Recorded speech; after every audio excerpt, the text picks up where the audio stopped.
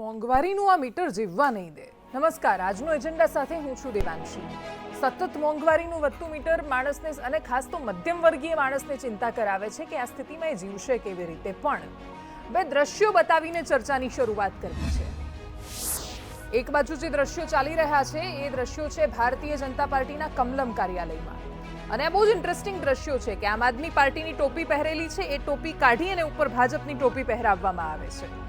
પણ એની જ બાજુમાં બધું થઈ રહ્યું હતું ત્યારે ગુજરાતમાં બાજુમાં એક ઘટના એ પણ થઈ રહી હતી કે જે રીતે સુરતમાં ગ્રીષ્માની હત્યા થઈ એ જ રીતે વડોદરાની એક દીકરીની હત્યા થઈ ગઈ. તૃષા નામ હતું એનું. 19 વર્ષની એ છોકરી હતી. એક છોકરો આવ્યો, પાગલ પ્રેમી, એનો કહેવા માટેનો પ્રેમી, અને આવ્યો અને એણે એને મારી નાખી, એના હાથ કાપી નાખ્યા. એ સિવાય પણ કેટલી એવી ઘટનાઓ છે કે જે આપણને એવું થાય કે આ શું થઈ રહ્યું છે આ રાજ્યમાં. મોંઘવારીનું મીટર સતત વધી રહ્યું છે. દરરોજ સામાન્ય માણસના મનમાં સવાલો થાય છે. આપણે સવારે જાગીએ છીએ ત્યારે બ્રશ કરવાની શરૂઆત કરીએ એટલે ટૂથપેસ્ટથી લઈ ચા, અમૂલનું દૂધ તો કેટલું મોંઘું થયું, છાશ, દહીં બધું જ મોંઘું થતું જાય છે. પેટ્રોલ ડીઝલના ભાવ વધારે છે. રાત્રે સૂઈ જઈએ ત્યાં સુધી કોઈ વસ્તુ એવી નથી કે જેના ભાવ ન વધ્યા હોય. આજથી 3 વર્ષ પહેલાની સરખામણીએ પણ જોઈએ, આપણે બહુ દૂર ન જઈએ, ખાલી 3 વર્ષ પહેલાની સરખામણીએ જોઈએ તો પણ ભાવમાં અતિશય વધારો થયો છે.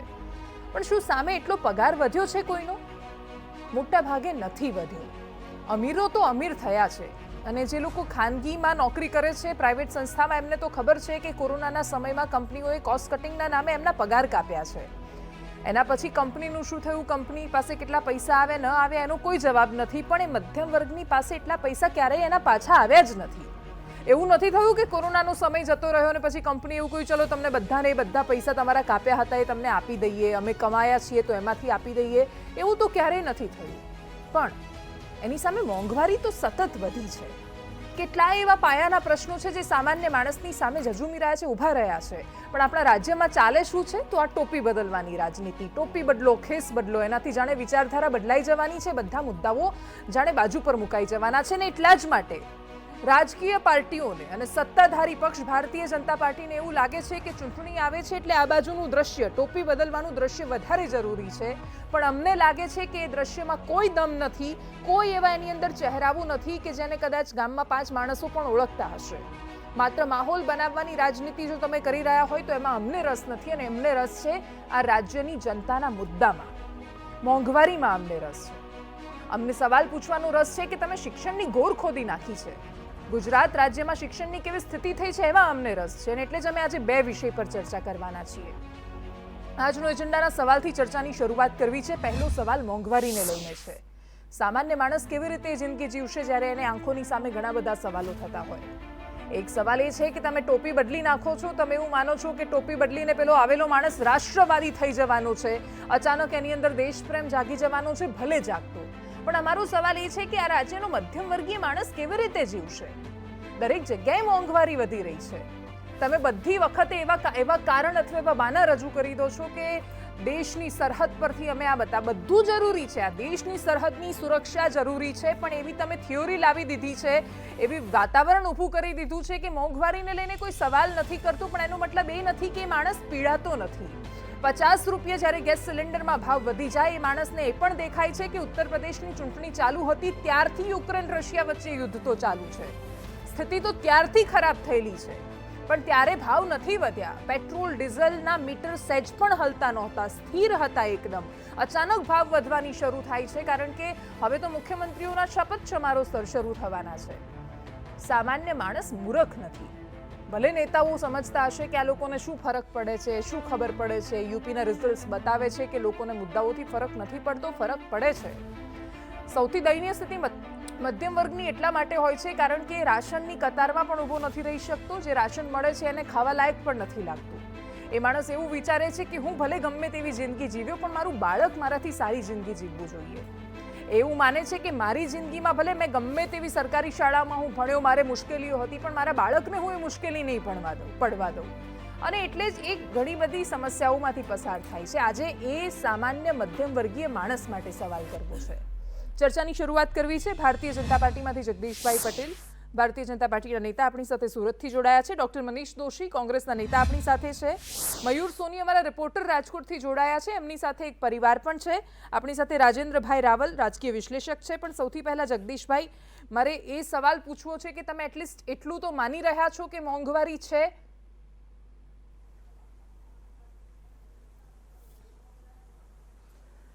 જી દેવાંશીબેન, મોંઘવારી એ આંતરરાષ્ટ્રીય જે કંઈ રીતે પદ્ધતિમાં આખા વિશ્વમાં જે રીતે ચાલતી હોય તે રીતના દરે હર હંમેશ, અને આ કોઈ ચોક્કસ સમયગાળામાં નહીં, આખા સમયગાળામાં જે ભાવમાં ફેરફાર થાય છે એ ફેરફાર અનેક પરિબળોને આધારે એ થઈ રહ્યા છે.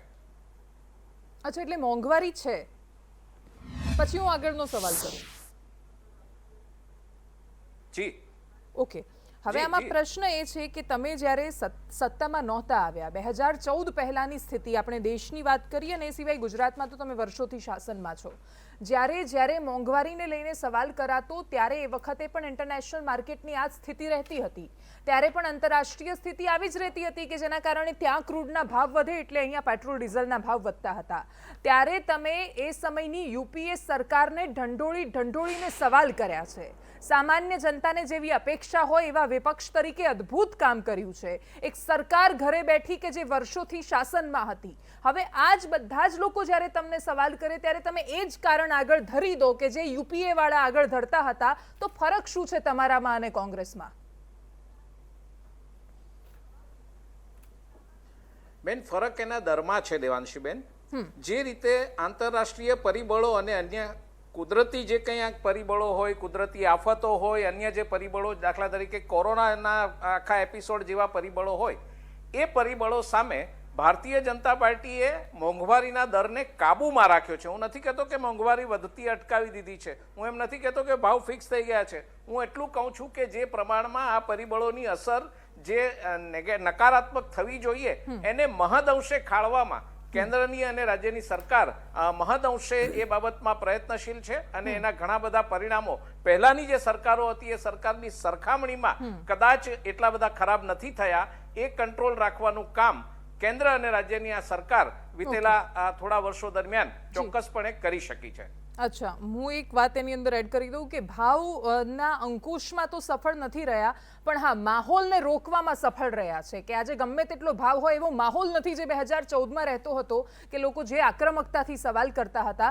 લોકોની સેલેરી એટલી નથી વધી. જે લોજિક આપવામાં આવે છે કે ભાવ વધ્યા છે તો સામે પગાર પણ વધ્યા છે, એટલા તો નથી જ વધ્યા. મધ્યમ વર્ગીય માણસ પરેશાન તો છે. બસ હા, એની પરેશાની વ્યક્ત કરવા વાળો વિપક્ષ અત્યારે એટલો એક્ટિવ નથી, ડોક્ટર મનીષ દોશી, કે આપણે જ્યારે જોતા હોય કે સ્મૃતિ ઈરાનીથી લઈને સ્વર્ગસ્થ સુષ્મા સ્વરાજ, અરુણ જેટલી, આ બધાના અમે ફોટો, એમના વિડીયો, એમના ભાષણો, એ બધું જ જેટલું ચલાવીએ એટલું ઓછું છે. એટલી આક્રમકતાથી એ લોકો સવાલ કરતા હતા. વિપક્ષના એક નેતા નથી દેખાતા જેમનામાં એની અડધી આક્રમકતા દેખાતી હોય. દેવાંશી, મને આનંદ એ વાત નો થયો કે ચર્ચાની શરૂઆતમાં જગદીશભાઈએ સાયુંથી એવું કીધું કે આંતરરાષ્ટ્રીય પરિબળો, નકર મોટા ભાગે ભાજપના નેતાઓ કાંઈ પણ થાય તો પંડિત જવાહરલાલ નહેરુ પ્રથમ પ્રધાનમંત્રીથી શરૂઆત કરે કે મોંઘવારી પણ એમની દેન છે. એટલે સારું કહેવાય જગદીશભાઈ એ સારી રીતે વાતની શરૂઆત કરી. અને બીજી વાત દેવાંશી, કે દરેક વાતની અંદર શરૂઆત થાય, પણ કઈ રીતની શરૂઆત?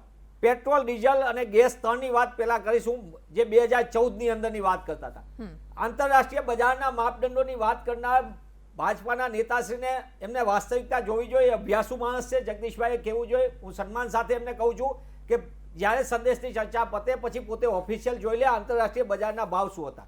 પેટ્રોલ, કેન્દ્રમાં યુપીએની કોંગ્રેસની સરકાર, ડોક્ટર મનમોહનસિંહજી, વિશ્વ આખામાં સૌથી મોટામાં મોટી તકલીફ હતી આપણને, અને ક્રૂડ ભરકે ભરતું હતું. $110 થી $134 સુધી આપણે આંતરરાષ્ટ્રીય બજારમાં ક્રૂડના કાચા તેલનો ભાવ હતો. તેવા સમયે પણ યુપીએ સરકારે હંમેશા એ બાબતનું ધ્યાન કે સામાન્ય માણસના ખિસ્સામાં એનો ભાર ઓછામાં ઓછો થઈ શકે એ પ્રકારના પ્રયત્ન કરીને ₹70 આપણે પેટ્રોલ ડીઝલને મેન્ટેન કરવાનો પ્રયત્ન કર્યો હતો.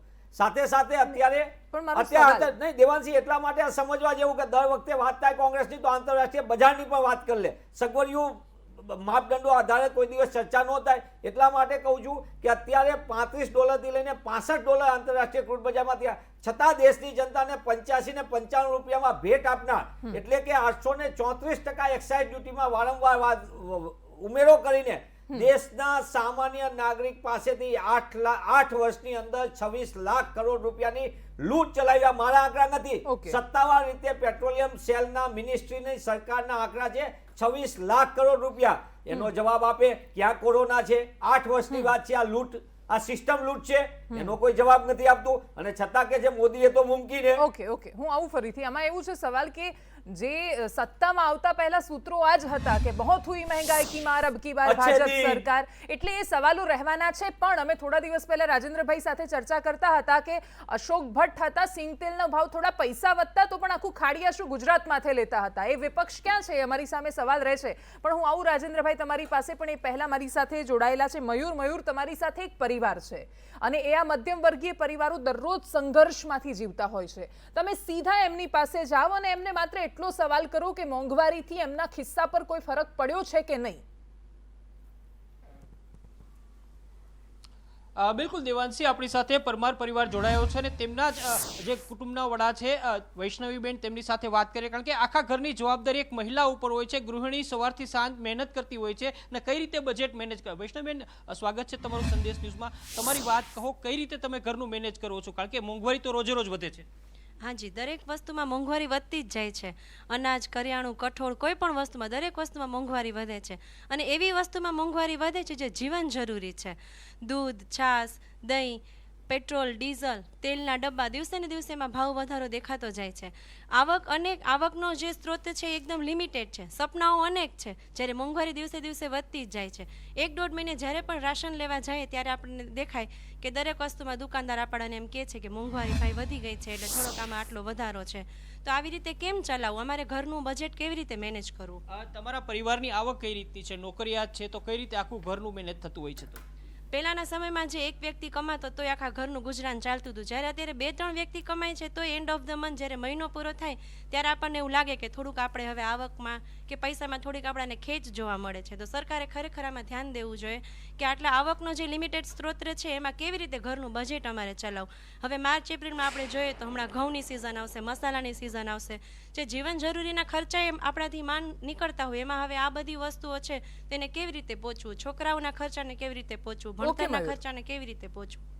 બિલકુલ દેવાંશી, તો સામાન્ય પરિવારની વાત છે. તેમણે કીધું છે કે 15 દિવસ પછી ઘઉંની સિઝન આવશે, મસાલાની સિઝન આવશે. પગાર સીમિત છે કારણ કે વર્ષે 2 વર્ષે એક વખત ઇન્ક્રીમેન્ટ મળતું હોય છે. દર મહિને ફિક્સ આવક હોય છે, પરંતુ દર મહિને મોંઘવારીનો ખર્ચ વધી જતો હોય છે. બિલકુલ, હું આવું ફરીથી, પણ એમણે મયુરે જે કહ્યું એ સવાલ બહુ સાચો છે કે બધાને દર વર્ષે પણ ઇન્ક્રીમેન્ટ નથી મળતું. 2 વખત તો જવા દો. અને એટલા જ માટે અમુક સવાલો બહુ જ કઠિન હોય છે. મધ્યમ વર્ગ જેનો સામનો કરે છે કદાચ એમને જ ખબર હશે. પણ રાજેન્દ્રભાઈ, આપણે જે માહોલની વાત કરતા હતા, આજે કેટલાય લોકો, ઘણા લોકો એવું કહે છે કે 200 રૂપિયા થશે તો પણ અમારે આ જ સરકાર જોઈએ છે. એમનો પ્રેમ બતાવે છે કોઈ પક્ષ માટે. પણ એકદમ એક સામાન્ય માણસ કે જેને કોઈ ફરક નથી પડતો કે કોની સરકાર છે, એ ખાલી વોટ આપવા જાય છે, પોતાનો ઉમેદવાર જોઈને વોટ આપે છે. એને જ્યારે ઘર ચલાવવાનું હોય છે ત્યારે કોઈ પક્ષના નેતા આવીને નથી કહેતા કે ચલો તમને વરસના ઘઉં ભરી આપીએ છીએ, એક કામ કરો દરરોજ પેટ્રોલ અમારી પાસેથી લઈ જજો. એ ગુજરાન એને કરવાનું હોય છે. એના માટે અવાજ વિપક્ષે બનવાનું હોય છે. આપણે હમણાં વાત કરી આંતરરાષ્ટ્રીય બજારોની, ભાઈ મનીષભાઈએ રાષ્ટ્રીય બજારોની વાત કરી, પણ જેની હોજરી સળગી છે એના આંતરરાષ્ટ્રીય કે રાષ્ટ્રીય સાથે કોઈ સવાલ નથી. આપણે પ્રધાનમંત્રી સાહેબે તો એમ કહ્યું કે આત્મનિર્ભર, પણ કેવી રીતે તમે આત્મનિર્ભર કરશો? પેલો શાક બજારમાં ગામડાની એક ગરીબ બાઈ માથે ટોપલો લઈને શાક વેચતી હતી, એ તો તમે એને બંધ કરી દીધી. આપણે ત્યાં ગુજરાતમાં લાખો યુવાનો એવા છે કે જેને નોકરી નથી. નોકરી કેવી મળે છે? કોઈ ખાનગી એજન્સી એને એપોઇન્ટ કરે છે, એનો 17,000 પગાર, એમાંથી 30% એજન્સી કાપી લે છે. અને આ જ સરકાર, આ જ વ્યવસ્થા, આ જ અધિકારીઓ એ એજન્સીને પૂરું પેમેન્ટ આપે છે, પણ પેલા છોકરાને જે 17,000ના 12,000 મળે છે એની સામે અવાજ ઉઠાવવાની ના તો કોઈ સત્તાધારી પક્ષની તાકાત કે ના તો વિરોધ પક્ષની તાકાત છે. નંબર 2, જે ગરીબ માણસ છે, ગરીબી કોને નથી? જે રાજકારણમાં છે, જેની પાસે પાવર છે, જેની સત્તા છે, એને ગરીબી એરંડા અને રાયડો એની એને કશી ખબર પડતી નથી.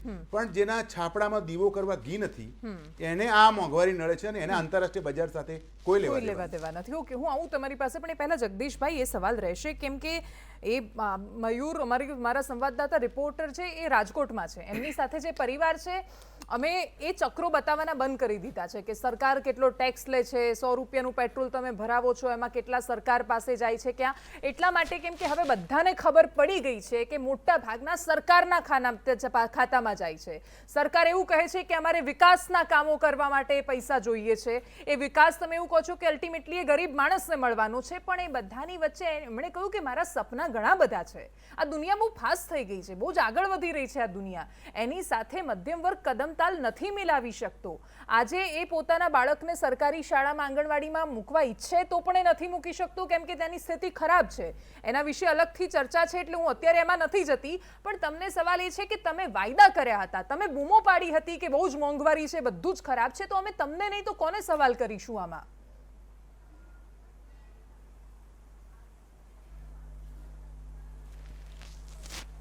દેવાંશીબેન, ખરેખર આપણે જે વાત કરી ત્યાંથી જ શરૂ કરીએ કે વાયદાઓ જે કરવાની વાત છે, ખરેખર તો જ્યારે 2009માં કોંગ્રેસની સરકાર ચૂંટાઈ ત્યારે વડાપ્રધાન તરીકે વિશ્વના નામાંકિત અર્થશાસ્ત્રીમાં સ્થાન પામતા ડૉક્ટર મનમોહન સિંહજી હતા, અને એમના નેતૃત્વ હેઠળની સરકારે 100 દિવસમાં અમે મોંઘવારી નાબૂદ કરી દઈશું એવા વાયદા સાથે પોતે સત્તા પ્રાપ્ત કરી હતી.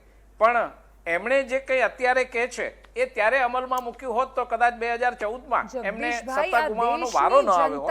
મારે આપને કહેવું છે સત્તામાંથી કે ઉખાડીને શું ફેંકી ફેર દીધા પડ્યો છે. કે શું એક કરી પછી શકાયું? એક રાજ્યમાં એમને ઉખાડીને ફેંકી રહ્યા છે.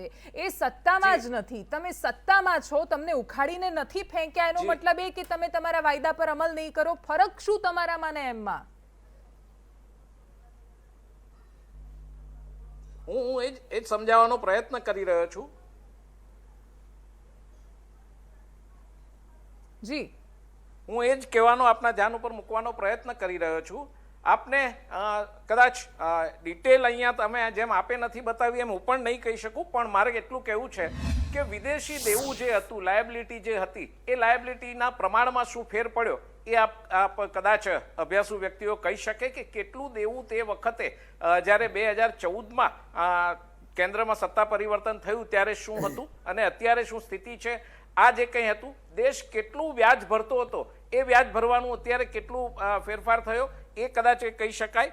બીજી વાત કઈ કે જ્યારે મુશ્કેલ પરિસ્થિતિ હોય ત્યારે આ જ બધી જે કંઈ પરિસ્થિતિની સામે લડવાની વાત હોય છે એમાં કદાચ નરેન્દ્રભાઈ મોદી કેવી રીતે શ્રેષ્ઠ બન્યા એ હું આપને એક દાખલો આપું કે કોરોના જેવી મુશ્કેલી હતી. પ્રધાનમંત્રીની શ્રેષ્ઠતા પર મેં ચર્ચા નથી રાખી જગદીશભાઈ. સોરી ટુ ઇન્ટરપ્ટ, ફરીથી હું તમને ઇન્ટરપ્ટ કરી રહી છું. મારો સવાલ એટલા માટે છે કે પલ્લવીબેનને ઘઉં ચોખા ને તેલ ભરવાનું છે આવતા મહિને. મારો સવાલ એ છે કે પલ્લવીબેનને ઘઉં ચોખા તેલ ભરવાના છે, એ એમના અંકુશમાં નથી, બહુ જ ખરાબ સ્થિતિ છે. એમને સરકાર કેવી રીતે મદદ કરશે? હું આપને એ જ વાત ઉપર આપની સાથે ચર્ચા કરવા માટે આગળ જઈ રહ્યો છું. દાખલા તરીકે ઉત્તર પ્રદેશમાં ભારતીય જનતા પાર્ટી સતત બીજી વખત ચૂંટાઈ તો એનું એક મુખ્ય પરિબળોમાંનું એક પરિબળ એ હતું કે મુશ્કેલ પરિસ્થિતિમાં સરકારે કેન્દ્ર સરકારની જે યોજના છે એમાં તદ્દન મફત 2 વખત મહિનામાં આ અનાજને એ ભરી આપવાનું કામ ચાલ્યું. સમગ્ર કોરોના કાળ દરમિયાન પ્રજાની મુશ્કેલીમાં સરકાર સાથે ઊભી રહી અને આ જે કંઈ અનાજ ભરી આપવાનું કામ છે એ કામ એના પરિવાર પૂરતું, પરિવારની સભ્ય સંખ્યા પ્રમાણે કરવાનું કામ આ સરકાર કરી શકી છે અને એટલા માટે પ્રજા સરકારની સાથે છે. હું નથી કહેતો કે પરિબળોમાં કંઈ પણ કોઈ ભ્રમ ઉભો કરવામાં આવ્યો હોય. હું એ કહું છું કે પારદર્શકતા રાખવામાં આવી છે. આ મુશ્કેલી છે, આપણે આટલી મુશ્કેલીમાં છીએ અને સરકાર તમારી સાથે આ રીતે ઊભી છે, એ પ્રમાણે પ્રમાણિક પ્રયત્ન કર્યા છે, અસરકારક પ્રયત્ન કર્યા છે અને લોકોને એ વાતમાં સાથે એની સાથે સહમત થઈને સાથે રહીને આ કામ કર્યું છે. એટલા માટે પ્રજાને આખી વાત સમજાય છે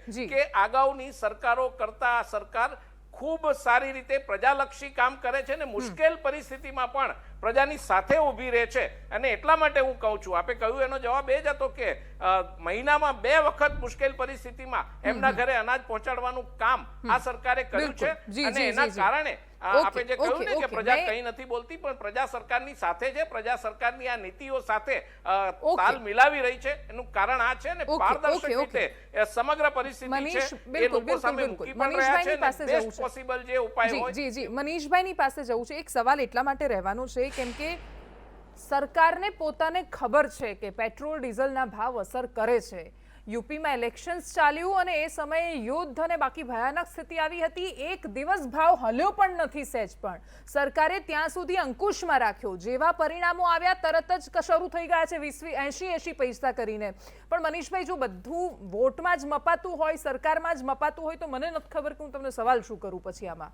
નહીં, દેવાંશી આખી વાતની જગદીશભાઈએ 2 મુદ્દા કીધા, એ સંદેશના માધ્યમથી સ્પષ્ટતા સાથે જવા જોઈએ. એક તો એમને ખબર હોવી જોઈએ, જગદીશભાઈને તો નહીં ખબર હોય પણ બધાને ખબર છે આપણને, કે 2014ની જ્યારે મનમોહનસિંહજીની સરકારનો છેલ્લો સમય હતો યુપીએ, ત્યારે 400 રૂપિયાનો ગેસનો બાટલો હતો. અત્યારે ગેસનો બાટલો 1000 રૂપિયાને આંબી ગયો છે. માત્ર મોદી હે તો મુમકિન હે.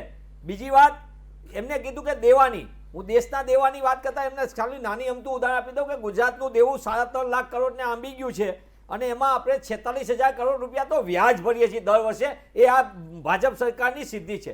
રહી વાત સિંગતેલના ડબ્બાની, 2600 રૂપિયાના કપાસિયાના ડબ્બો પણ સિંગતેલ ને કપાસિયા ભેગા થઈ ગયા છે. આપણે બીજું કાંઈ નથી કરતા. આપણે એટલા માટે તેલ મિલરોને એમને છૂટી આપી છે, કારણ આંતરરાષ્ટ્રીય કોઈ માપદંડ નથી, પણ ચૂંટણીના ફંડના કારણે જે રીતે બેફામપણે સિંગતેલ અને કપાસિયા તેલ મિલરો જે રીતે ગુજરાતની જનતાને લૂંટ ચલાવી રહ્યા છે, આ સિસ્ટમ લૂંટ છે.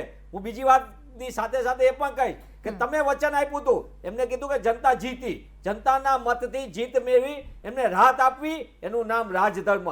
પણ જનતાના મત લીધાને જીત મેળવ્યા પછી એમને મોંઘવારીની ભેટ આપવી, એ તમારું રાજ ધોખા છે, વિશ્વાસઘાત છે. આ જનતા સાથે વિશ્વાસઘાત. કઈ વસ્તુ એવી છે, તમામ સવારે ઉઠો ત્યાંથી ટૂથપેસ્ટથી લઈને માંડીને ડિટર્જન્ટ પાવડરથી લઈને તમામ વસ્તુમાં 10%થી વધુનો ભાવ વધારો છે. 45% તમામ વસ્તુમાં, ખાદ્ય પદાર્થોમાં વધારો થયો છે. આ મારા આંકડા નથી કહેતા, ભારત સરકારના સત્તાવાર લોકસભામાં રજૂ થયેલા છે. એના કરતા તો અનેક ગણો વધુ છે. સામાન્ય માણસને જ્યારે જગદીશભાઈ કહેતા હતા ને, તમે પણ કીધું દેવાંશી કે આપણે વેતન નથી વધતું, લોકોના પગાર નથી વધતા. અને પગાર શું, લઘુત્તમ વેતનના 2014 પછી આપણે કોઈ રિવાઇઝ નથી કર્યા ભાવ. તો સામાન્ય માણસ, ગરીબ માણસ, શ્રમિક કરે શું? અને તમે ઉત્તર પ્રદેશની વાત કરો છો, દેશના શ્રમિકોને કઈ રીતે હાલતા રજતા કર્યા, 1200 કિલોમીટર 2600 કિલોમીટર, એ પણ દેશે જોયું છે, દેશની જનતા જોયું. મોંઘવારીના મારથી લોકો પરેશાન છે, એ વાસ્તવિકતા છે. પણ ભાજપને આ વાત એટલા માટે ન કરે કારણ કે એમની આગળ સંપૂર્ણ ઓકે. રાજેન્દ્રભાઈ, તમે કંઈ કહેવા માંગતા હતા, એ વાત તમારી ટૂંકમાં, પછી આગળ લઈ જજો ચર્ચાને. સાહેબ, મોંઘવારીની વાત આવે ને, આપણે આદરણીય મોરારજી દેસાઈ સાહેબને યાદ કરવા પડે. આ હિન્દુસ્તાનનો પહેલો પ્રધાનમંત્રી એવા હતા જેણે મોંઘવારીને અંકુશ કરી. એ વખતે બી આંતરરાષ્ટ્રીય બજારો અને રાષ્ટ્રીય બજારોની ચળવળ હતી, યુદ્ધો બી થયેલા અને આર્થિક પરિસ્થિતિ બહુ ખરાબ હોવા છતાં મોરારજી એક ઓનલી એવા પ્રધાનમંત્રી હતા જેણે ગરીબોના કુબામાં ઉજાસ ફેલાવેલો. નંબર 2, આજે ગુજરાતની જ વાત કરીએ. આપણે જે ચર્ચા કરી છે ને, કોઈ રાજકીય સંદર્ભમાં બોલાવવાની જરૂર નથી અને કોઈ ચેનલ કોઈ રાજકીય પક્ષનો આધાર પણ નથી હોતી. આખરે સામાન્ય પ્રજાનો અવાજ હોય છે. અત્યારે ગુજરાતમાં બિનસત્તાવાર રીતે કહી શકાય તો 25 લાખથી વધારે લોકોને પેલી મનરેગા યોજનામાં જે રોજગાર મળવો જોઈએ મળતો નથી. બહાર જે આંકડા દેખાવામાં આવે છે, જે સરકારને બતાવવામાં આવે છે, આ સરકાર માટે પણ ઉપયોગી બાબત છે કે જે સરકારને આંકડા બતાવવામાં આવે છે કે ભાઈ મનરેગા દ્વારા વ્યક્તિગત કામો, સામૂહિક કામોમાં હવે આપણે સર્વશ્રેષ્ઠ છીએ. વાસ્તવમાં જો તપાસ કરે આ સરકારના સંનિષ્ઠ લોકો, તો મનરેગામાં 25 લાખથી વધારે ગરીબ લોકોને આજે રોજગારી નથી. બિલકુલ. નંબર 2, હું આવું ફરીથી એટલા માટે કારણ કે આ 2 વિષયને લઈને બેઠી છું, બંનેને ન્યાય આપવાનો છે એટલે મારી પાસે સમય ઓછો છે. મોંઘવારી જેમ બહુ જ મોટો સવાલ છે. મોંઘવારી એટલે ખાલી પેટ્રોલ, ડીઝલ, ગેસની એ બધી મોંઘવારી નહીં. મોંઘવારી એટલે અત્યારે શાળાના ભાવ પણ કેટલા વધી રહ્યા છે. બાળકને જ્યારે મૂકવાનું થાય એજ્યુકેશનનો, તો એ ફીસ બહુ જ વધારે વધી રહી છે. આ પરીક્ષા સહન શક્તિની છે. આ પરીક્ષા થઈ રહી છે. સામાન્ય લોકો જે ગજની બની જાય છે કે એમને ઇલેક્શનના આગલા 30 દિવસમાં શું ચર્ચાઓ થઈ છે, એના આધારે એ લોકો જ્યારે બધું નક્કી કરતા હોય છે, ત્યારે આ પરીક્ષા તમારી શોર્ટ ટર્મ મેમરીની છે કે તમે ક્યાં સુધી યાદ રાખો છો. પ્રજાને યાદ નથી રહેતું, પણ જ્યારે સતત થાય ત્યારે કેટલું યાદ રહે છે. એ કોંગ્રેસને જે રીતે લોકોએ ઉખાડી ફેંકી દેશમાંથી, એ વખતે આપણે જોયું હતું.